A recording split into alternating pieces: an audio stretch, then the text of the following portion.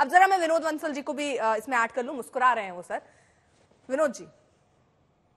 नहीं अर्पिता जी, मुस्कुरा क्या रहा हूं, मैं तो तालियां बजा रहा हूं इन लोगों की बातों पर कि बेसिकली तथ्य और सत्य से दूर भागने का काम, भारत और भारतीयता से नाता तोड़ने का काम, और जो भारतीय जनमानस के कण-कण और रग-रग में बसने वाले राम से दूर और उससे दूरी बनाने का काम, उससे रामद्रोह करने का काम अभी भी नहीं छूट रहा।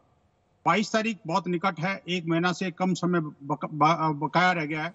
मैं तो निमंत्रित करूंगा इन सबको कि भगवान राम के उस मार्ग पर वापस आ जाएं। कोई बात नहीं, गलती होती है समय समय पर, कभी एफिडेविट के माध्यम से, तो कभी कोर्ट के निर्णयों के माध्यम से, तो कभी भावनाएं कभी हर्ट होती हैं, चूंकि वोट बैंक खिसकने वाला है, तो ये सब चीजें होती हैं। लेकिन मैं कहता हूं अब तो कम से कम सुधर जाइए, समझ जाइए और राम की तरफ लौट आइए। मैं यही निवेदन करूंगा, हाथ जोड़ कर प्रार्थना करता हूं कि राम के नाम पर, भगवान के नाम पर इस देश को एकाकार करने का जो काम हो रहा है अभी, वो उस एकाकार करने वाले पूरे विश्व को एकात्मता के संदेश देकर के कर्मंतो विश्वमार्यम की तरफ हम जो बढ़ रहे हैं, उसमें रोड़ा मत बनिए। आप तथ्य और सत्य से मत भागिए भाई। किसी को न्योता आया कि नहीं है वो ज्यादा महत्वपूर्ण नहीं है। महत्वपूर्ण ये है कि राम आपके हैं कि नहीं है, वो राम आपके पूर्वज थे कि नहीं थे। आप मुझे बताइए, वो आखिरकार जो राम है वो कण-कण के घट-घट के वासी हैं कि नहीं है। वो आपके भी पूर्वज हैं भाई, चाहे किसी भी मत पंथ संप्रदाय रिलीजन को मानने वाले होंगे। देखिए, जो 8000 लोगों का जो भव्य पैनल बन रहा है वहां पर, जो जिस तरह का एक संपूर्ण विश्व को जो है एक ब्रह्मांड के दर्शन उस दिन होने वाले हैं, उस ब्रह्मांड के दर्शन के आप भी साक्षी बनिए। जरूरी नहीं है अयोध्या जाना आपका, जरूरी नहीं है आपके घर पे रहना। आप घर के बाहर वाले बगल वाले मंदिर को ही, पूज्य संतों ने कहा है, घर के बगल वाले मंदिर को ही अयोध्या मानिए एक दिन के लिए, और वहां पर आकर के आप भी जुड़िए, लोगों को भी जोड़िए, देश को भी जोड़िए। राम में बनाना है पूरे देश को, ये मेरा निवेदन है। ठीक है, आपकी देखिए अर्पिता जी, मुझे ऐसा लगता है कि विपक्ष बहुत कंफ्यूज्ड है और भाजपा बहुत फोकस्ड है। उसे मालूम है उसे क्या करना है। डे 1 से भाजपा के सारे घोषणा पत्रों में राम मंदिर मुद्दा था, तो ये कहना कि वो उसको नहीं भुनाएगी, ये बेमानी होगा। और देखिएगा जैसे जैसे इलेक्शन आगे बढ़ेगा, जैसे जैसे दिन आगे आएंगे, इस मुद्दे को भाजपा के इलेक्शन का ये हाईलाइट होगा राम मंदिर। और जिस पैटर्न पे अयोध्या को डेवलप कर रही है बीजेपी, वो शायद वेटिकन सिटी और मक्का मदीना के पैटर्न पे वो हिंदुओं का एक तीर्थ स्थल डेवलप हो रहा है। और विपक्ष इतना कंफ्यूज है कि वो ये भी नहीं देख पा रहा है, जो मुझे ऐसा लगता है as a analyst, political analyst, मैं जो देख पा रहा हूँ ऐसा साफ है कि भाजपा एक बहुत बड़े बहुमत की तरफ बढ़ रही है, बहुत बड़े बहुमत। लेकिन मुझे ऐसा लगता है कि इसको राजनीतिकरण है, क्योंकि अब बुकलेट लाना, ये देखिए वो है इसमें, अगर वो कह रहे नहीं है तो गलत कह रहे, वो है, ये उनका मुद्दा है। अगर वो कहें उनका मुद्दा नहीं है, ये बिल्कुल गलत है, बेमानी है। वो उनका मुद्दा है, वो उसके भुनाएंगे और उसको अच्छे से भुनाएंगे। देख लीजिएगा आने वाले इलेक्शन में ये इलेक्शन का हाईलाइट होगा। मैं ये नहीं कह रहा हूं सब कुछ मंदिर मुद्दा होगा। भाजपा के पास लाभार्थी है, भाजपा के पास ओबीसी का बहुत बड़ा वर्ग है, भाजपा के पास दलित आदिवासी है। जो ये जो कॉम्बिनेशन है, जब ये कॉम्बिनेशन आएगा उस पर जो मंदिर का तड़का लगेगा, आप सोच नहीं सकती। मुझे जो दिख रहा है कि भाजपा अब तक के सबसे बड़े बहुमत की तरफ बढ़ रही है। हो सकता है ये राजीव गांधी वाला फिगर क्रॉस कर जाए। अगर वो क्रॉस भी कर जाए तो ये आश्चर्य नहीं होना चाहिए। आप के शर्मा जी से मैं आज भी कहूंगा कि अगर ये 400 का आंकड़ा पार कर जाए तो आश्चर्य नहीं होगा, क्योंकि आप देखेंगे अभी तो कुछ भी नहीं है। 22 जनवरी का इवेंट गुजर जाने दीजिए, जैसे जैसे एक एक दिन गुजरेगा वैसे वैसे देखिएगा इलेक्शन जब चढ़ेगा इसको किस तरीके से भुनाएंगे। और केवल मंदिर मुद्दा ही नहीं है, इनके पास लाभार्थी बहुत बड़ा मुद्दा है, बहुत बड़ा वर्ग है लाभार्थी, बहुत बड़ा वर्ग है ओबीसी। आप देख रही हैं मध्य प्रदेश में उन्होंने यादव को चीफ मिनिस्टर चूज किया, क्यों? आप देखिएगा यूपी में जो थोड़ा बहुत भी कंफ्यूजन था यादवों में, वो पॉजिटिव हो जाएंगे। थे लोकसभा में वो देते थे, लेकिन उसके बाद वो थोड़ी सी भी जो नेगेटिविटी थी वो कम हो जाएगी। और साफ दिख रहा है, हम लोग तो लोगों से मिलते रहते हैं, बात करते रहते हैं, और उससे साफ जो मुझे नजर आ रहा है कि भाजपा बहुत बड़े बहुमत की तरफ बढ़ रही है। ये जितनी राजनीतिक पार्टियां हैं बहुत कंफ्यूज हैं और कुछ भी फोकस नहीं है। ये ना तो ये मुझे लगता है ये देखना नहीं चाहते जमीन पे क्या चल रहा है। जिस दिन ये देखना चाहेंगे इनको समझ में आ जाएगा। ठीक, आनंद दुबे जी, आर्यू विनोद जी, आर्यू। बंसल साहब को बधाई देता हूं, उन्होंने बहुत गंभीर और बड़ी बात कही कि राम भगवान के नाम पर सबको एक हो जाना चाहिए। बिल्कुल यही तो हम चाहते हैं। आप 22 जनवरी को आयोजन कर रहे हैं, आप सरकार में बैठे, आप दीजिए न्योता विपक्ष के सभी नेताओं को, हम सब आएंगे, दिल खोलकर सब स्वागत करेंगे, सब राम भगवान का गुणगान करेंगे। लेकिन आप नहीं चाहते, आप चाहते हैं कि किताब केवल आपके पास रहे, केवल किताब केवल आपकी गाथा गाए, बाकी सबको रामद्रोही साबित कर देंगे। यही हम नहीं चाहते। इसीलिए हम कह रहे हैं के शर्मा जी बैठे हैं, वो डिसाइड करें, वो अपने नेताओं से कहें कि आनंद जी, आप राजनीति में हैं तो आपकी स्वयं बात खड़गे हो जी के पास सकती है, जाएं, लेकिन हमारा खड़गे हम साहब राजनीति आप में नहीं, विपक्ष के हमारा नेता कर्म वो हैं, राम में होगा। आइए चौधरी साहब अधीर रंजन जी, आइए राहुल गांधी जी, आइए उद्धव ठाकरे जी, आइए अखिलेश यादव जी। उसके बाद यदि हम न जाए तो आप कहिए। विनोद जी, दर्द ये है कि उस समय वो साथ थे जब ये बहुत बड़ा मुद्दा था और बहुत आगे तक भी गए। अब राह अलग चुन ली है, लेकिन वही बात है कि अब उनको लग रहा है कि हमें क्यों नहीं बुलाया जा रहा है। श्रेय लेने की होड़ तो सब में ही होती है विनोद जी। अर्पिता जी, दो बातें बड़ी महत्व की हैं। देखिए, बात यह है कि जो मैंने कहा कि 8,000 लोगों को, 7-8 हजार लोगों का वहां पर जो है प्रत्यक्ष रहने का तय किया है पूज्य संतों ने, और उसमें से जो कॉम्बिनेशन है उसको समझना बहुत जरूरी है कि आखिरकार कौन लोग हैं जो बुलाए जा रहे हैं ट्रस्ट के द्वारा।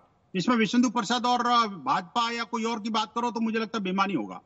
और आप देखिए कि संघ परिवार के तो संघ के मात्र 25 लोग हैं और विश्वेंदु प्रसाद के मात्र 100 लोग हैं।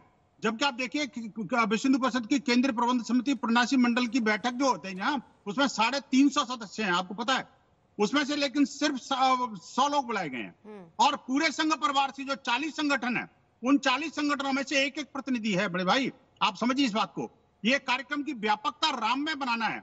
और देखिए, जहां तक विपक्ष की बात है, तो ये जो ट्रस्ट ने तय किया है, जितने भी राष्ट्रीय दल हैं, उन राष्ट्रीय दलों के अध्यक्षों को बुलाएंगे हम सदन के विपक्ष के नेताओं को बुलाएंगे हम, और वो सबको काट जा रहा है। लेकिन अगर उस पोर्टफोलियो में, उस कैटेगरी में अगर आप फॉल करते हैं तो निश्चित रूप से आएंगे। अब रही बात देखिए बाला साहब ठाकरे की, तो बाला साहब ठाकरे जी का जो हिंदुत्व था उसको संपूर्ण भारत नमन करता है, निश्चित रूप से नमन करता है। लेकिन अब आप राजनीति करो, कभी वो अपने हनुमान चालीसा पर प्रतिबंध लगा दोगे, उस पर आंसू का लगा दोगे, तो वो अलग बात है। लेकिन आपके राजनीति के लिए ठीक हो सकता है। लेकिन मैं कहना चाहता हूं, देखिए, वो आपका निमंत्रण गया या नहीं गया, राम तो आपके भी है भाई। 22 के बाद चले जाइए, कौन सा करना है। मैं भी 22 के बाद जाऊंगा। देखिए, मैं 22 से पहले जा रहा हूं या 22 के बाद जाऊंगा। 22 तारीख के दिन मुझे भी न्योता नहीं आया भाई। कैसी बात कर रहे हो आनंद जी? अर्पिता जी, मैं एक बात कहना चाहता हूं, लेकिन हम न्योता क्यों करें? राम हमारे तो हृदय में है।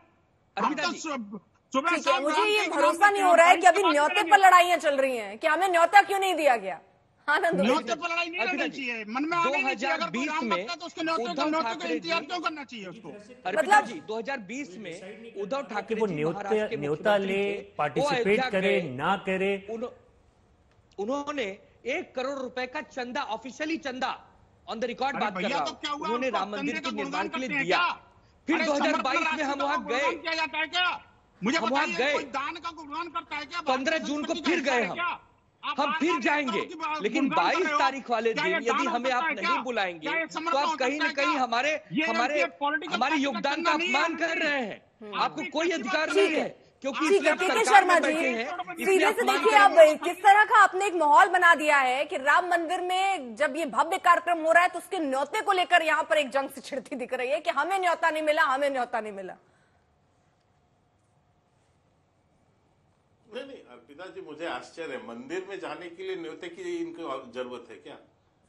ये तो गजब के भगत है भगवान राम के, कि इनको न्योता मिलेगा तो ये मंदिर जाएंगे, नहीं तो नहीं जाएंगे। अरे भाई, मंदिर सबके लिए खुला हुआ है, आप भी जाइए, प्रायश्चित कर लीजिए जाकर कि हमसे गलती हुई है रामलला जी, हम दूसरी तरफ चले गए, आपके उस विरोधी की तरफ जाके पश्चाताप कीजिए, ले जाइए सबको कि भाई हमने गलत एफिडेविट दायर कर दिया था, गलती हो गई, हमें सद्बुद्धि दे दीजिए। आपको जाके प्रायश्चित करना चाहिए आनंद जी, बिल्कुल। लेकिन मैं अभी एक और बात कहता हूं जो बार बार बताई जा रही है। अर्पिता जी, 4 बहुमत की सरकारें हमारी गिरा दी गई उस समय। 4 बहुमत की सरकारें, हिमाचल, गुजरात, मध्य प्रदेश और राजस्थान। हमने जो है रथ यात्रा के माध्यम से पूरे देश में जन जागरण किया। हमारे कितने कार्यकर्ता की जो है वहां पर जो है बलिदान हुए हैं उस जगह पर। तो क्या हम अपने इतिहास की बात न करें? और आज भी मैं जो बात आपसे कह रहा हूं कि मैं आपके चैनल में पहली बार बोल रहा हूं और बहुत यानी उससे बोल रहा हूं दावे से कि सुप्रीम कोर्ट के फैसले आने के बाद भी यदि आज कांग्रेस की सरकार होती तो यह मंदिर कभी नहीं बनता। जब तक कांग्रेस की सरकार होती और एक घमंडिया गठबंधन के लोग होते, ये मंदिर कभी नहीं बनने देते। आज भी आप देखिए, ये यही बहाना बनाते कि सद्भाव बिगड़ेगा, ये बिगड़ेगा, और मंदिर का निर्माण नहीं होता जब तक कि भारतीय जनता पार्टी नहीं आती सरकार पे। वो तो भगवान की कृपा है कि प्रधानमंत्री नरेंद्र मोदी जी हैं और भारतीय जनता पार्टी की नेतृत्व की यहाँ पर सरकार है। ठीक है, नहीं तो आप देखिए मुहूर्त के दिन जिस आनंद जी दिन आ रही हो सुप्रीम कोर्ट का फैसला आ गया, शिलान्यास का मुहूर्त हो रहा था, और ये कांग्रेसी जो है उस मुहूर्त पर जो बड़े बड़े ज्योतिषाचार्यों द्वारा निकाला गया, उसको भी जो है अपमानित करने की बात कर रहे थे, कह रहे थे ये गलत मुहूर्त में कर रहे हैं, ये कर रहे हैं। अभी भी समाजवादी पार्टी के यहाँ पर जो व्यक्ति बैठे हैं झूठा आरोप लगा रहे हैं कि उसके वहां पर चंदे पर, इस पे हमने 10 बार चुनौती दी है इनको कि यदि कुछ भी गलत है तो चले जाइए कोर्ट पर। कोर्ट नहीं जाएंगे। ये लोगों की आस्था के साथ कैसे खिलवाड़ किया जाए, इसलिए आज भी जो है झूठा आरोप लगाते हैं। मनोज काका, तो आज भी इनकी मंशा जो है उस मंदिर के शिलान्यास के लोकार्पण की नहीं है। ठीक है सर, ये आज भी विरोधी करते हैं, आज भी ये राम विरोधी लोग हैं। ठीक है, इसलिए हमें जो है इस बात को कहना पड़ता है, क्योंकि ठीक है आप सर। जब झूठे आरोप लगाते हैं, कोई ठीक करते सर, हैं, के तो शर्मा जी, कोर्ट के ठीक है। अंदर। अर्पिता मनोज काका जी, अर्पिता के शर्मा का पूरा, के शर्मा जी का पूरा जो जीवन है वो स्तुति गान का है।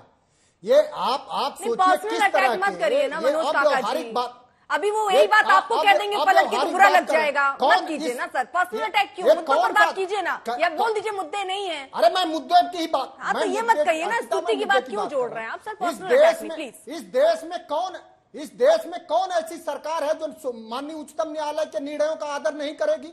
और इस देश में किसने विरोध करा? किसी संप्रदाय ने नहीं करा, किसी जात ने नहीं करा, किसी मजहब ने नहीं करा। सभी लोगों ने पहले भी कहा कि जो इस देश के माननीय उच्चतम न्यायालय का निर्णय आएगा उस निर्णय को स्वीकार करा जाएगा, और सौभाग्य से जो निर्णय आया उसको इस देश के सभी जात मजहब के लोगों ने स्वीकार करा।